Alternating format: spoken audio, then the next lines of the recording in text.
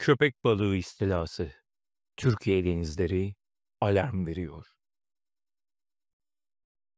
Son zamanlarda Türkiye sahillerinde tedirgin edici bir manzara ile karşılaşılıyor. Köpek balıkları. Hem de büyük olanlarından. Antalya, Mersin, İzmir ve daha pek çok sahile yakın il. Peki bu bir tehdit mi? Yoksa denizlerimiz bir istilaya mı uğruyor? Bir dönem Marmara Denizi'nde buna benzer bir istilaya uğramış ve dev köpek balıklarının saldırıları gündeme gelmiş. Videomuzun içinde bu bölüme uzun bir şekilde değindik. Peki siz bu konu hakkında neler düşünüyorsunuz? Yorumlar kısmında bizimle paylaşabilirsiniz. Ayrıca abone olup bildirimleri açarsanız yeni videolardan haberdar olursunuz. Şimdi hazırsanız başlıyoruz.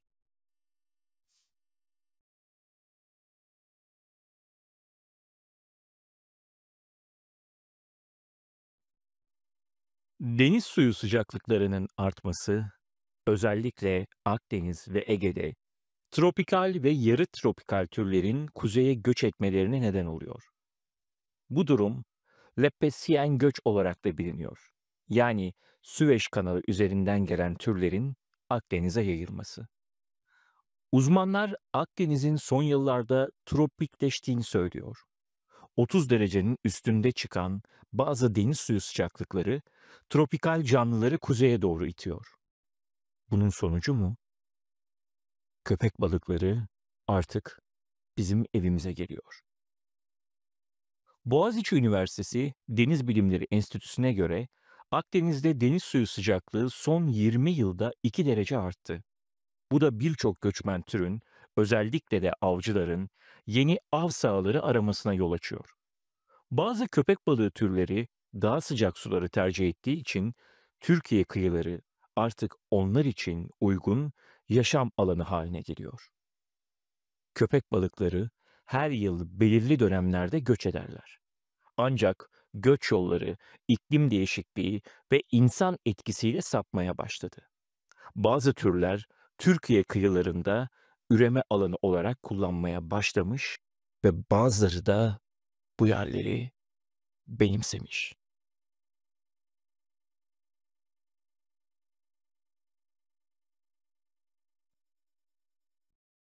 Türkiye kıyılarında 30'dan fazla köpek balığı türü tespit edilmiş durumda. Bunların bazıları oldukça zararsız, bazıları ise dikkat gerektiriyor. Kum köpek balığı hırçın görünse de nadiren saldırgan. Camgöz, küçük boyutlu ve ürkek. Mavi köpek balığı Akdeniz'in sık ziyaretçisi. Boğa köpek balığı sığ sulara giren ve daha dikkat edilmesi gereken bir tür. Bunun dışında tırpana ve sapan köpek balığı da bulunmakta. Boğa köpek balıkları sıcak suları sevmekle beraber acı suya dahi girebilirler. Yani bir nehir ağzı ya da liman onlar için potansiyel avlanma alanlarıdır. Peki bunlar tehlikeli mi? Şu anda Türkiye kıyılarında doğrudan bir köpek balığı saldırısı riski çok düşük. Ama geçmişte yaşanmış. Sürüler halinde ya da büyük türler kıyıya çok yaklaşırsa yetkililerin geçici yasaklar koyması mümkün. Bazı türler panik anında savunma yapabilir ya da çırpınan bir insanı yaralı bir balık sanabilir. Bu yüzden çok yaklaşmamakta fayda var.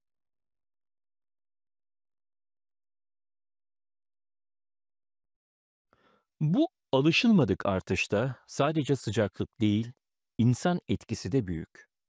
Aşırı avlanma nedeniyle denizlerde besin zinciri kırıldı. Büyük avcılar alternatif kaynaklar için kıyıya yaklaşmakta. Ve bu durum yalnızca köpek balıkları için değil, diğer tüm ekosistem için de tehlike demek. Denizler bozuldukça doğa dengesini kurmak için başka yollar deniyor. Belki de köpek balıkları bizim yapamadığımızı yapıyor ve denizleri temizliyor. Aşırı avlanma sonucu bazı bölgelerde avlanacak balık kalmayınca köpek balıkları da yeni av alanları aramak zorunda kalıyor. Türkiye kıyıları hala nispeten zengin balık popülasyonuna sahip olduğu için buraya yönelmekteler. Denizlerin kirlenmesi, mercan kayalıklarının yok olması ve diğer deniz canlılarının göçü, köpek balıklarının besin zinciri içerisinde yeni yollar aramalarına sebep oluyor. Balık çiftlikleri, limanlar ve iskeleye yakın bölgeler artık beslenme ve barınma yerleri haline gelmiş durumda. Türkiye kıyılarındaki köpek balığı haberleri yalnızca viral görüntüler değil, arkasında çok daha derin, çok daha gerçek bir hikaye var. Gerçekten tehlikede olan biz miyiz, yoksa onların evi mi? Belki de bu köpek balıkları sadece bir işaret. Denizden gelen bir yardım çığlığı.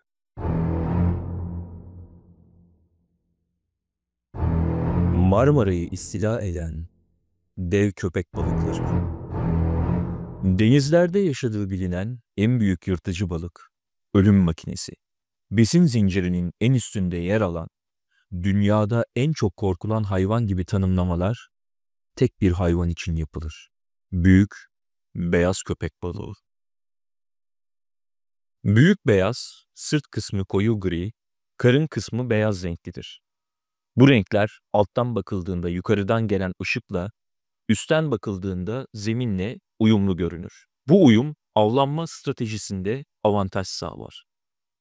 Büyük beyaz köpek balıklarının burunları konik, vücutları da torpil biçiminde olur ve bu yapı sayesinde suda çok hızlı hareket edebilirler. Zamanlarının çoğunu derin sularda geçirirler. Beslenme amaçlı yüzeye geldikleri de olur. 1300 metre derinliğe kadar inebilirler. Genelde tüm balıkları besin olarak yiyebilirler. Ancak fok gibi büyük deniz memelileri ana besinlerini oluşturur. Ülkemiz dışında oldukça geniş bir yayılım alanına sahiptir. Avustralya kıyıları başta olmak üzere Hint Okyanusu, Güney Afrika, Kızıldeniz ve Amerika kıyılarına kadar bulunurlar. Sıcak ve ılık denizlerin 100 metrenin altındaki serin sularında genellikle tek başlarına yaşayan büyük beyaz köpek balıklarının boyu 5 metreden 7 metreye kadar değişir. Büyük beyazlar, balina, yunus, diğer köpek balık türleri, deniz kunduzları, foklar, penguenler, tuna balığını en favori yiyecekler arasında görür. Avını alttan yaklaşarak ölümcül vuruşunu yaparken de avını ısırarak uzaklaştırır. Avının kan kaybından ölmesini bekledikten sonra yer. Diğer köpek balıkları gibi çiğneme yeteneği yoktur. Avını parça parça kopartarak ya da tüm olarak yutar. Büyük beyaz köpek balığının yediği büyük bir av onu 1 ya da 2 ay idare edebilir. Büyük beyaz köpek balıkları hakkındaki haber, belgesel ve filmlerde geçen yerler genellikle tropik denizler, Avustralya'nın ve Amerika'nın okyanus kıyılarıdır. Bundan dolayı olsa gerek, büyük beyazın okyanus balığı olduğu düşünülür. Ülkemiz denizlerinde de yaşadığı sanılır. Ayrıca medyada yansıyan köpek balığı haberlerinde hemen hemen yakalanan her köpek balığına camgöz denildiğinden ülkemizde camgöz dışında köpek balığı türünün yaşamadığı yanılgısına kolayca düşülebilir. Aslında ülkemiz denizlerinde 36 farklı türde köpek balığı yaşar ve bunlardan sadece 7 tanesi camgöz türüdür. Peki bu yırtıcının ülkemiz sularında da yaşadığını biliyor muydun? Erken Cumhuriyet döneminin köpek balıklarına yönelik tepkilerini doğuran temel gelişme, canavar olarak nitelendirilen büyük köpek balıklarının Orkinos ya da Torik sürülerine takiben Marmara'ya girmesidir. Kuşkusuz bu nokta o günlerde Marmara'daki balık çeşitliliği hakkında da bir izlenim edilmeyi kolaylaştıracak niteliktedir. Erken Cumhuriyet döneminde Marmara Denizi'nde kısa süre içinde ortaya çıkan oldukça büyük kabul edilebilecek 3 köpek balığı halkta ve balıkçılarda ilgi, şaşkınlık ve bunlar kadar korku da yaratmıştı. Bu olaylar etrafında yaşananlar, basın haberleri ve halkın tepkileri dolaylı ya da doğrudan devrim anlayışını sergilemekte, günümüzün doğal yaşamını koruma anlayışını, bilincini ve çevre hassasiyetine yönelik o dönemde bir eğilim ve bilgi olup olmadığının derecesi hakkında da ipuçları vermektedir. 2014 yılında Radikal Gazetesi, Marmara'daki köpek balıkları 100 yıldır biliniyor başlığını atmıştı.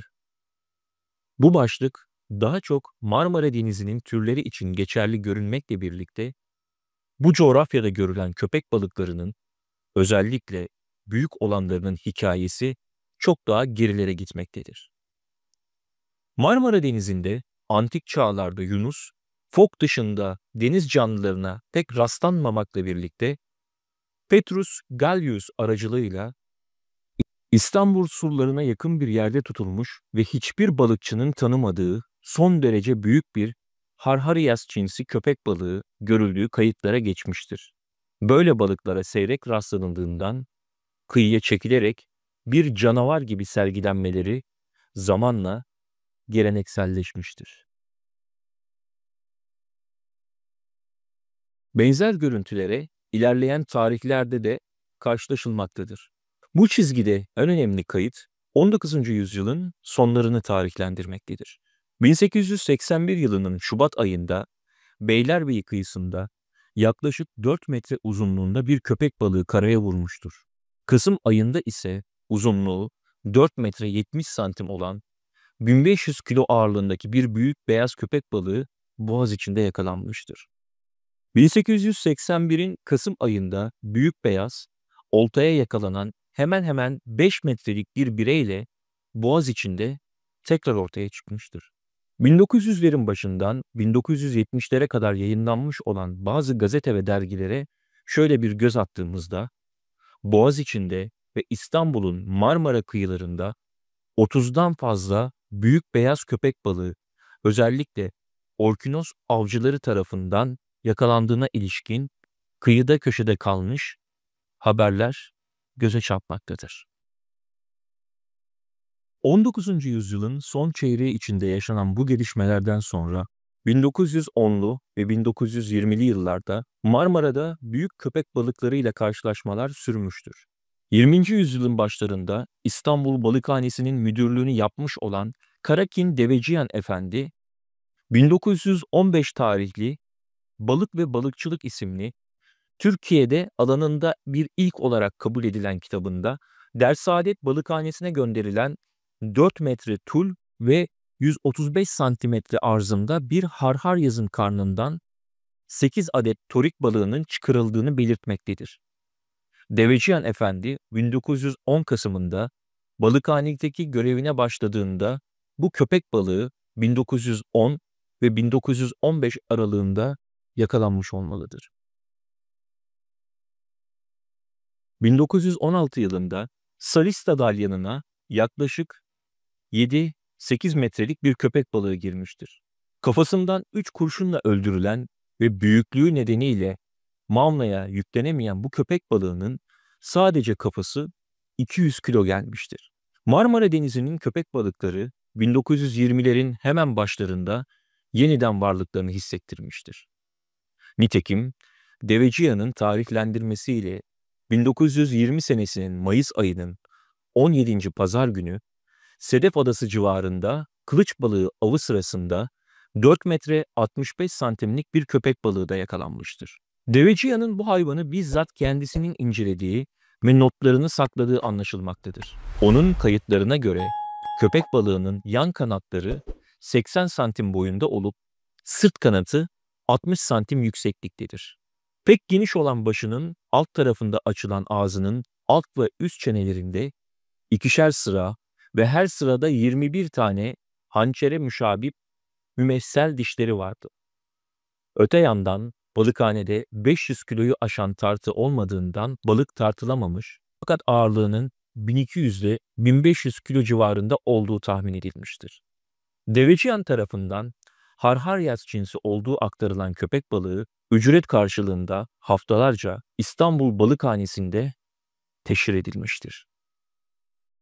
20. yüzyılın başından son çeyreğine kadar olan süreçte İstanbul'da tam 37 tane büyük beyaz ya da eskilerin deyişiyle canavar harharyas boğazı mesken tutup orkinos balıkçıları tarafından benzer şekilde yakalanmıştır. Zoka'yı yutan yüzlerce kiloluk orkinostan bir parça koparmak için saldıran canavarın kendisi de oltaya takılınca balıkçı oltasını büyük beyazsa canını kurtarmak için kıyasaya bir mücadeleye girişmektedir. Oltadan kurtulamayan cansız büyük beyaz kıyıya çıkartılıyor ve ganimet olarak İstanbul sokaklarında sergileniyordur. Deliye dönmüş olan büyük beyazlardan bazıları o curcunada can havli ve olta kayıklarına bile saldırmaktadır.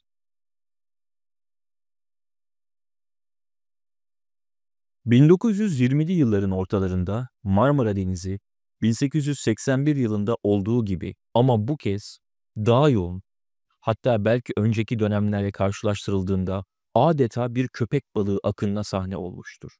1926'nın Ocak ve Şubat aylarında yine azımsanmayacak büyüklükteki köpek balıkları Marmara Denizi'nde görülmüştür.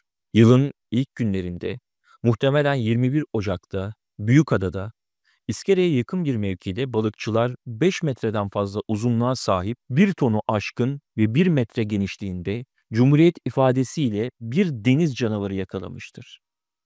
İktamın bu balıktan bahseden Şubat başlarındaki haberine göre 1000 kilo sikletinde olduğu görünülen ve o döneme kadar denizlerimizde ve bilhassa İstanbul limanında canavar balığına tesadüf edildiği görülmemiştir denmiştir. Yine büyük beyaz bir köpek balığı Büyükada'da maden tarafında Müfit Paşazade Faik Bey'in dalyanına düşmüştür. İlk ağı parçaladıktan ve ikinci ağa çarptıktan sonra üçüncü ağa takılmıştır. Balıkçılar ağı sudan çıkarmayarak iskeleye kadar sürüklemişlerdir. Orada balığı zıpkın ve baltalarla öldürmüşlerdir. Büyüklüğünden dolayı sahile Cumhuriyet'teki ifadeyle ancak kısmı ulyası çıkarılabilmiştir. Yani üst kısmı ve gövdenin baş tarafı. Yine bu balığın da baş kısmının 200 okka ağırlığında olduğu tahminlerine yer verilen haberde hayvanın akşama kadar deniz kenarında kaldığı ve ancak akşamüstü bir motora bağlanarak balıkhaneye götürüldüğü anlatılmıştır. İlerleyen günlerde gazetelerde çıkan haberlerden bu büyük köpek balığının 36 lira karşılığında satılarak Yunanistan'a gönderildiği söylenmektedir. Öte yandan balıkçılar o tarihe kadar Marmara ve Karadeniz'de bu derece büyük bir balığa rastlamadıklarını dile getirirken yakın zamanda yaşanan fırtınalar nedeniyle Marmara'ya sürüklendiği yorumlarıyla da yaşananları açıklamaya çalışmışlardır. Cumhuriyet ve İktam gibi günlük gazetelerin birinci sayfa haberlerine göre 1 Şubat 1926 tarihinde bu kez daha da büyük bir köpek balığı yakalanmıştır. 2 Şubat tarihli İktam'da 40 balıkçı tarafından sahile çıkartılabilen balığın büyüklüğü, şehrimizde misli görülmemiş bir köpek balığı manşetiyle tanımlanmaya çalışılmış ve öncekinin 2 misli sikletinde olduğu belirtilmiştir. Gazetede köpek balığının adalar civarında yakalandığı kaydedilmiştir. Ancak adalardaki balıkçılar civar sularda köpek balıklarının dolaştığını hissettiklerinden bu durum gözetilerek geceden ağlarını attıkları, sabah saatlerinde ağlarda bir karışıklık gördükleri ve köpek balığının ağlarına takıldığını anladıklarını yazmıştır. Köpek balığı ada ığırıpçılarından Hocazade Yakup Efendi'nin ığırıp alamancıları ağına düşmüş ve ağlarını parçalamıştır. Gazetedeki anlatımla balıkçılar tabanca, zıpkın ve baltayla hayvanı yaralamışlar, parçalamışlar, ağlarla sahile çekmişlerdir. Balıkhaneye nakli işlemi gelen motora yüklenmediğinden sorun olmuş, balık ancak çekilerek götürülebilmiştir. Adeta bir kuyu ağzının açıklığı kadar geniş olan karın kısmı açılmış ve içinden yaklaşık 350 kiloluk bir orkinos, bir yunus iskeleti ve birçok torik çıkmıştır.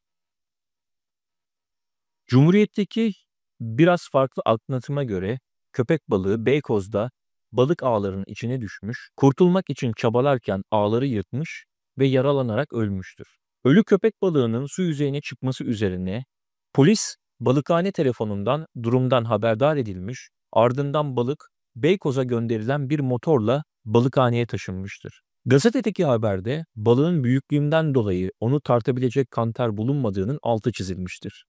Balıkçılarla hayvanı görmeye gelenlerin ilk tahminleri köpek balığının 4 ton civarında olduğu doğrultusundadır. Cumhuriyet'in 4 Şubat tarihli sayısında balık hakkındaki yazıya ada açıklarında tutulan balığın ifadeleriyle giriş yapılarak Beykoz'da yakalandığı bilgisi adalar olarak düzeltilecektir.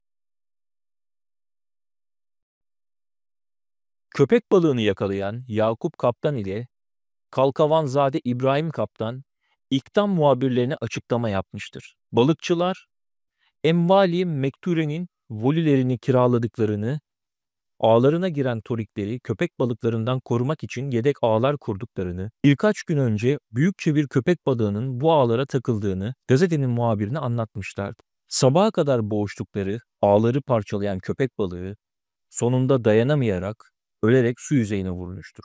Ancak biz canavarı bu kadar büyük tahmin edemiyorduk diyen Yakup Efendi, getirdikleri motorla hayvanı yüzdürerek Galata Köprüsü'nün gözünden geçirdikten sonra Balıkhane'ye ulaştıklarını belirtmiştir. Ayrıca şimdiye kadar içimizde Karadeniz'de ve Marmara'da, Rusya sahillerinde büyük balıkçılık yapmış adamlar vardır. Bu derece müthiş ve kuvvetli bir köpek balığı görmemiştir demiştir. Balığın tutulması bizim 1500 liralık ihtiyat ağlarımızın parçalanmasına mal olmuştur cümleleriyle hayvanın büyüklüğünü karşılaştırırken yakalanmasının bedeline de değinmiştir. Gazetenin manşetinde 40 balıkçının balığı sudan çıkardıklarından bahsederken haberin içinde bu işi 40'ı aşan sayıda balıkçının yaptığı, önce hayvanı güçlükle iskeleye, sonra da balıkhanenin alt katına taşıdıkları yazılmıştır. Bu arada büyük bir beyaz köpek balığının yakalandığı haberi yayılınca görmek isteyen binlerce kişi adeta balıkhaneye hücum etmiştir. Böyle bir atmosfer içinde balığın karnından insan iskeleti, 3 çift çizme ve pes bulunduğu gibi asılsız söylentiler de etrafa yayılmıştır. İlk damda balığın camgöz türüne girdiği ve tahminen 5 metre uzunluğunda 1,5 metre genişliğinde olduğu aktarılmıştır. Yüzgeçleri gazetedeki anlatımla yanaklarındaki kanatları 1 metre uzunluğunda idi ve alt dişleri çift sıra, üst dişleri ise tek sıradaydı. Dişlerin uzunluğu bir parmak kadardı. Ağız açıklığı bir arşından fazla idi. Yani 67 santimi aşmaktaydı. Gazetenin haberine göre kaç kilo çektiği bilinmemekle birlikte ilk aşamada yaklaşık 2000 kilo olarak tahmin edilmişti.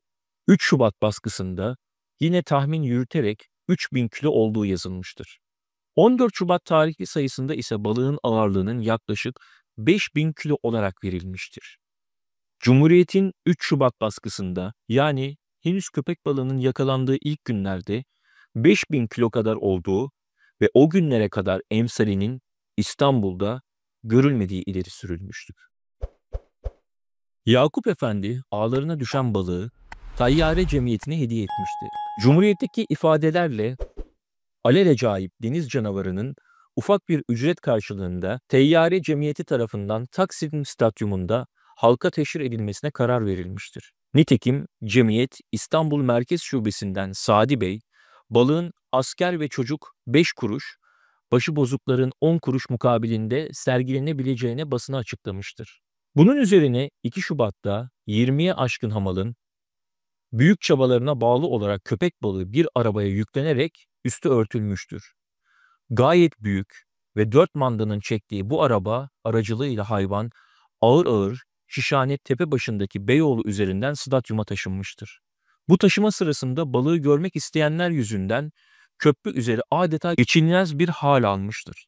Hayvan İstanbul halkının izdiham yaratmasına yol açacak derece ilgi çekmiş, ayrıca halk üzerinde de şaşırtıcı bir etki bırakmıştır.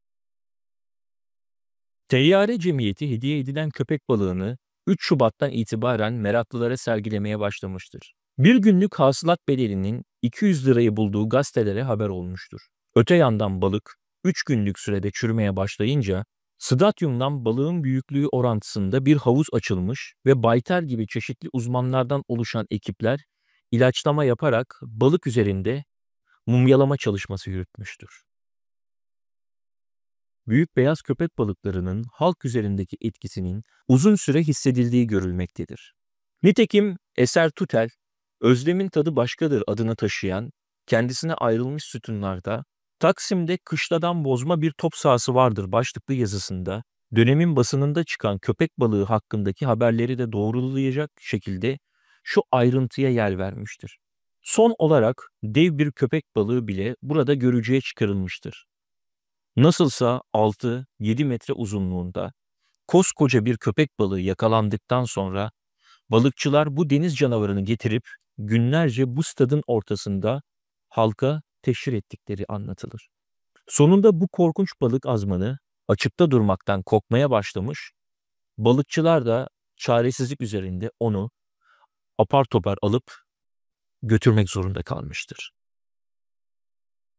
Ancak ikinci ve bu çok büyük köpek balığından sonra görülen o ki Marmara'ya köpek balığı akını durmamıştır. İktamdaki açıklamaya göre adalar civarı bölgenin en derin mevkiini oluşturmaktadır. Ve burası 1926 başları itibariyle köpek balıklarının çok sık görüldükleri bir alan olmuştur.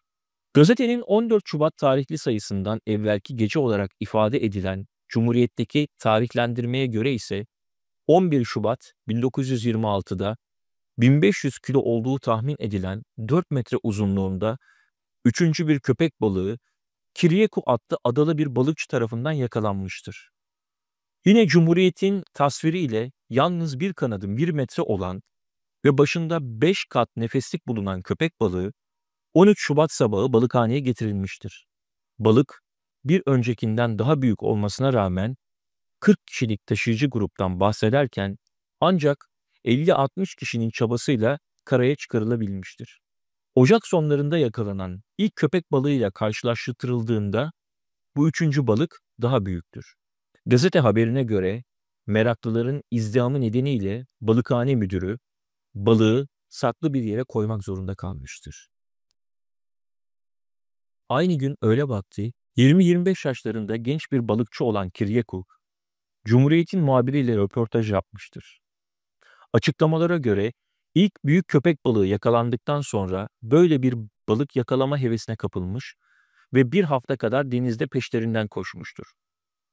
Nihayet 11 Şubat Perşembe günü iki tayfası ile birlikte Sedef Adası açıklarında 200 kulaç uzunluğunda yaklaşık bir parmak kalınlığındaki orkinos oltası ile saat 1'de köpek balığını yakalamıştır. Köpek balığı ile mücadele ederek Sedef Adası ile Büyükada açıklarına gelmiştir. Daha sonra balık onları Büyükada'daki Aya Nikola sahillerindeki kayalıklara sürüklemiştir. Sahilde 10 kadar temizlik işçisinin de yardımıyla kayalıklara sıkışan balığı oradan çıkararak yakalamışlardır. Böylece 7 saatlik mücadele sona ermiştir. Kiryeku sahile geldiğinde Hüda adlı bir Musevi'ye balığı 24 liraya satmıştır. Cumhuriyet'teki ilk aktarıma göre köpek balığı 14 Şubat'ta müzayedeye çıkartılacaktır. Fakat gazetenin 16 Şubat baskısında yakalanan 3. köpek balığının da Tayyare Cemiyeti'nin yararına sergileneceğine yer verilmiştir. Taksim'de sergilenen büyük köpek balığının Kadıköy ve Üsküdar halkı tarafından görülmemiş olması nedeniyle 1500 kiloluk en son avlanan 3. büyük köpek balığı Kadıköy'de teşhiri kararlaştırılmıştır. 20 Şubat tarihli resimli gazetenin sayfalarında 30 santimlik bir olta iğnesiyle yakalanan bu balığın resmi taşınırken o zamana kadar yakalanan en büyük köpek balığının boyunun 4,5 metre olduğu, ağırlığının ise 1500 okkayı aştığı yönünde bir bilgi verilmiştir. 25 Şubat tarihli resimli gazetede yayınlanan resme benzer bir fotoğraf resimli Perşembe'de de yayınlanmıştır. Şu farkla ki resimli Perşembe bu köpek balığının Tayyare Cemiyeti'nin menfaatine teşhir edilen 1500 okkalık balık olarak tanıtmıştır. Belirtmek gerekir ki Ocak-Şubat 1926 tarihlerinde Türk basınında çıkan yakalanmış köpek balıklarıyla ilgili resimlerden birkaç tanesini hariç bırakırsak azımsanmayacak benzerlikler söz konusudur. Ancak yine de kesin bir şey söylemek güçtür.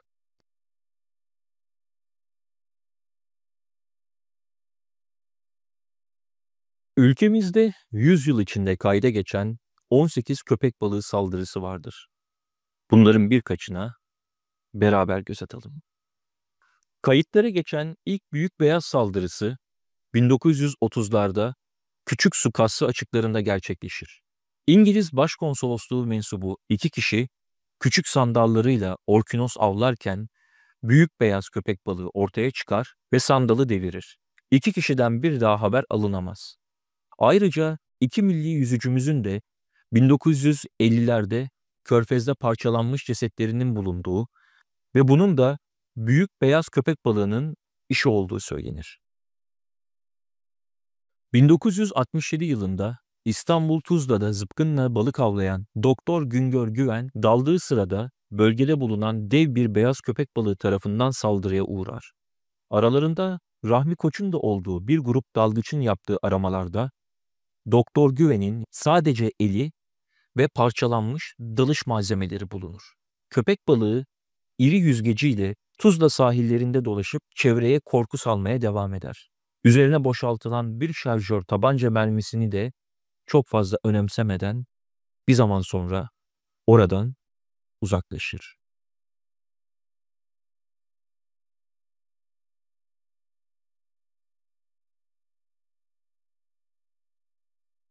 1970 yılında ise Antalya Konyaaltı plajında yaşanan olayda deniz kuvvetlerine ait bir gemiden denize atlayan bir saldırıya uğrar. Deniz kıyısında bulunan şehir mezbahasından gelen kanın kokusundan dolayı kıyıya yaklaşan köpek balıkları erin çeşitli yerlerinden parçalar koparır. Bu olaylar failinin Jaws filminden de tanınan büyük beyaz köpek balığı olduğu düşünülür. 1983'te İzmit Dilovası'nda zıpkınla avlanan bir avukat, büyük beyaz köpek balığı tarafından saldırıya uğrandığını beyan eder. Türkiye'nin ilk balık adamlarından olan Doktor Zare Magar da İstanbul'a yaklaşık 25 kilometre mesafede olan Sivriada'da tüple zıpkın balıkçılığı yaparken bir büyük beyazın saldırısına uğramış ve denizin keskin dişlerine yem olmaktan kıl payı kurtulmuştur.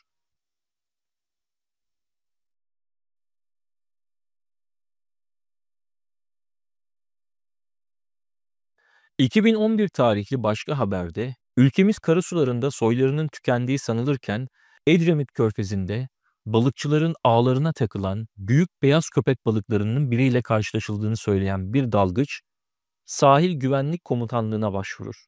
Koruma altında üremeleri sağlanan kum köpek balıklarının yaşadığı Marmaris Boncuk Koyu yakınlarında büyük beyazla karşılaştığını söyleyen EG tarifinin üzerine uzmanlar soyunun tükenmemesinin sevindirici olduğunu işaret ederken insanlar için tehlike oluşturmayacağını söyler. 2000 2011'de Altınoluk açıklarında avlanan balıkçıların ağına 2 yavru köpek balığı takılır. Balıkçılar yakaladıkları 85 santim uzunluğunda 12 kilogram ağırlığındaki yavru köpek balıklarını Altınoluk Su Ürünleri Kooperatif Başkanı Halil Ataç'a gösterir. Bunun üzerine Ataç, yavru köpek balıklarının fotoğrafını çekip İstanbul'da yaşayan deniz biyoloğu Hakan Kabasakal'a gönderir. Daha önce bu bölgede yaptığı incelemelerle tanınan Kabasakal, yavru köpek balığının büyük beyaz cinsi olduğu ve türünün koruma altında olduğunu bildirir. Kabasakal büyük beyazın köpek balıkları arasında en yırtıcı tür olduğunu da belirterek Altınoluk beldesi açıklarında yaz sezonu boyunca aynı bölgede 6 yavru köpek balığı daha yakalanır. Ve bu da çoğalarak bölgede tehlikeye yol açabilecekleri korkusuna neden olur. Edremit'te yaşayan amatör balıkçı Emrah Erdoğan, yakalanan yavruların küçük olması, onların doğumunu sağlayan büyük balıkların da bu bölgede yaşadığının göstergesidir. Umarız bölgede gereğinden fazla üreyip tehlikeye yol açmazlar diyerek endişesini dile getirir. Daha sonra yakalanan yavru köpek balıkları gerekli incelemelerin ardından doğal ortamlarına geri salınır. Büyük beyaz köpek balıklarının Süveyş kanalının açılması ve bu kanal yoluyla Akdeniz'e gelen gemilerden atılan çöpleri takip ederek Akdeniz'e, oradan da Marmara Denizi'ne girdiği zannedilmektedir.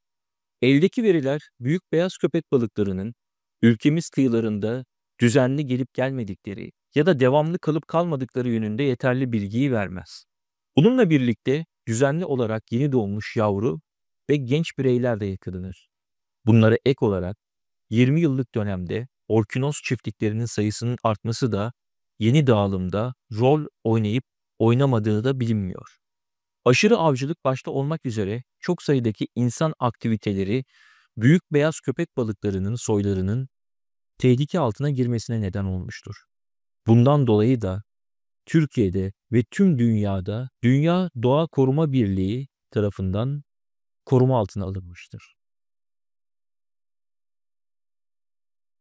Büyük beyazların sularımızdaki tarihsel varlığı ve güncel durumunu belirtmek için İhtiyoloji Araştırma Topluluğu 2000 yılından bu yana hummalı bir çalışma yürütüyor.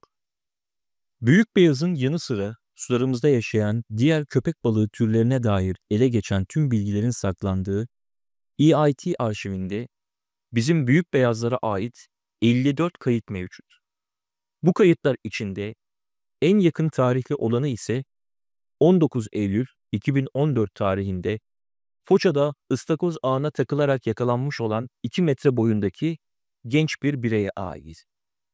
EIT tarafından yürütülen araştırmaların satır aralarına baktığımızda, büyük beyazların 83 bireyden en fazlasının yani %73.3'ünün Marmara Denizi'nde yakalandığı veya görüldüğü, bunun 14 bireyinin %25.9'unun Ege Denizi'nde ve 2 bireyinin de yani %3.7'sinin de Doğu Akdeniz'de izlendiği göze çarpmakta. Ancak büyük beyaz köpek balığının Marmara kayıtları tamamen geçmiş kayıtları içeriyor ve Marmara sularında doğrulanmış en son gözlem tarihi olan 1985'ten beri güncel kayıt bulunmamakta. Başka bir deyişle Marmara'da artık büyük beyaz görünmüyor olması sizi sakın rehavete kapıltmasın. Çünkü büyük beyaz Marmara'yı terk etmiş olsa da geri dönmesi an meselesi.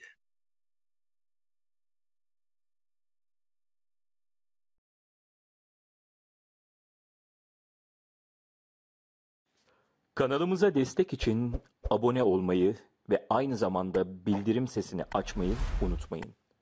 Ayrıca Instagram'da 450 bin kişilik kapatılan sayfamız yerine yeni bir Instagram sayfası açtık. Gizemler ve Bilinmeyenler 3 olarak devam ediyoruz. Orada da kanalımıza destek vermek için takip etmeyi ve abone olmayı unutmayın. Bir sonraki videoda görüşmek üzere. Hoşça kalın.